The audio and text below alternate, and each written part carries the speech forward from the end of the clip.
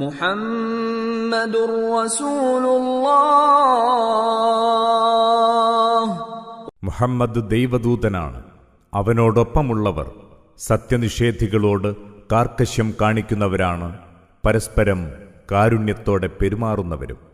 അള്ളാഹുവിന്റെ അനുഗ്രഹവും പ്രീതിയും പ്രതീക്ഷിച്ച് അവർ നമിക്കുന്നതും സുജൂദ് ചെയ്യുന്നതും നിനക്കു കാണാം. സുജൂദിന്റെ പാടുകൾ അവരുടെ മുഖങ്ങളിലുണ്ട്.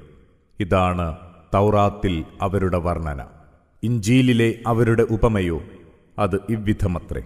ഒരു വിള, അത് അതിൻ്റെ കൂമ്പ് വെളിവാക്കി, പിന്നെ അതിനെ പുഷ്ടിപ്പെടുത്തി, അങ്ങനെ അത് കരുത്തു നേടി. അത് കർഷകരിൽ കൗതുകമുണർത്തി അതിൻ്റെ കാണ്ഡത്തിൽ നിവർന്നു നിൽക്കുന്നു. ഇതേപോലെ വിശ്വാസികളുടെ വളർച്ച സത്യനിഷേധികളെ രോഷം കൊള്ളിക്കുന്നു. അവരിലെ വിശ്വസിക്കുകയും സൽക്കർമ്മങ്ങൾ പ്രവർത്തിക്കുകയും ചെയ്തവർക്ക് അല്ലാഹു പാപമോചനവും മഹത്തായ പ്രതിഫലവും വാഗ്ദാനം നൽകിയിരിക്കുന്നു.